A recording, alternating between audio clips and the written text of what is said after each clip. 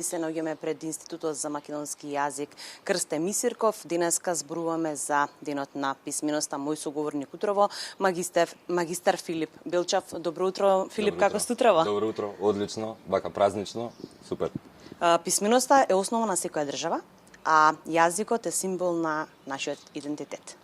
Да, писменоста е темел на секоја држава, би рекол, затоа што без писменост, без јазик, ние не би имале литература, не би имале култура, не би имале приказни за раскажување, не би имале историја која се памети.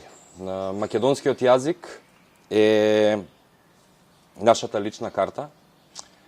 Тој е символ препознатлив секаде во светот.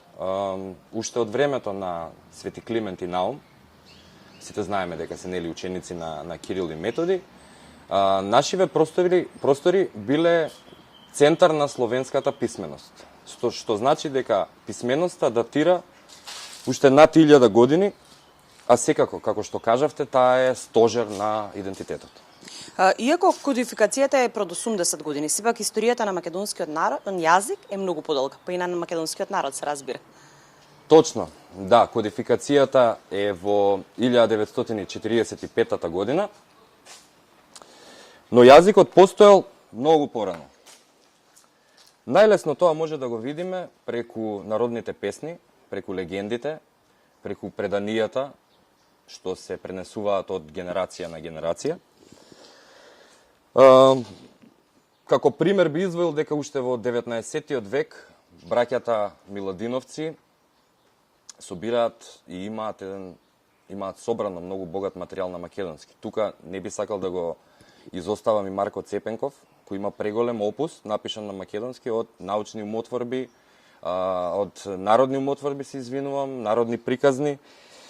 И ова ни покажува дека македонскиот јазик не се појавил од ненадеж, туку има длабоки корени и долговековна традиција. Да, денешниот ден е важен за независноста, меѓутоа и за кодификацијата на нашиот јазик. Така, можеме да кажеме дека денешниот датум, односно, има двојно значење. Секако нормално е за Денот на независноста, а другата е како што кажа за јазикот. Како што кажав јас, во 1945 година, нели после кодификацијата, јазикот официјално влегува во училиштата, влегува во сите институции, нормално влегува и во медиумите, и тоа е еден момент кога ние сме добиле не само политичка, туку и културна самостојност. Така што со гордост денес може да кажеме дека нашиот јазик е меѓународно признат и дека е еден од официјалните јазици на Европа. Да, мора да ги споменеме и двете значени личности кога станува збор за на македонскиот јазик, тоа се Крсте Мисирков и Блажа Коневски. Секако, ништо нели без нив. Мисирков во 1903 година го објавува делото за македонските работи, тоа е една книга со 5 научни статии, каде првпат научно ја формулира потребата за посебност на македонскиот јазик и книжевност. Токму таму, тој ги поставува принципите за јазичната норма кои подоцна ги следи Коневски. А Коневски како официјален, нели, прв кодификатор, го поставува јазикот на научни темели, создава правопис и го внесува во училишните клупи и во универзитетските амфитеатри. Со други зборови, Мисирков е визионер, односно визионерот, а Коневски е градителот, кои двајцата се незаменливи во приказната за нашиот јазик.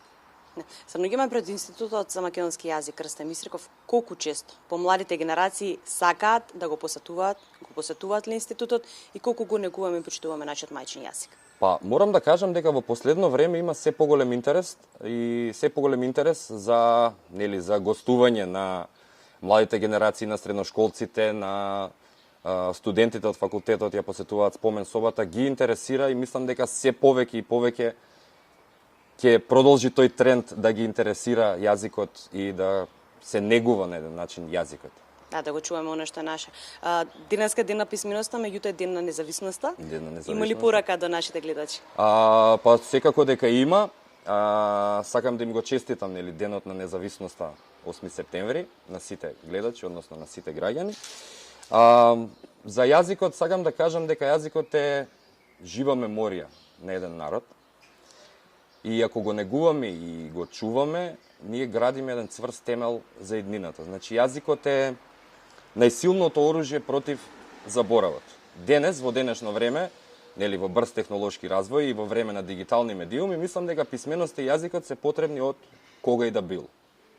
Така што мора да продолжиме, односно мора се повеќе да го чуваме, да го негуваме и на интернет, и во секојдневниот живот, и во книгите, и на секаде. Да, иако живееме во време современо модерно, кога вештачката интелигенција никако многу зема замав во последно време, сепак не треба да ги заборавиме книгите. Никогаш не треба да се заборават книгите, тие треба да ни бидат на прво место, па се понатаму. Благодарам многу на одвоеното време, се гледаме нека наредна Ви прилика. благодарам.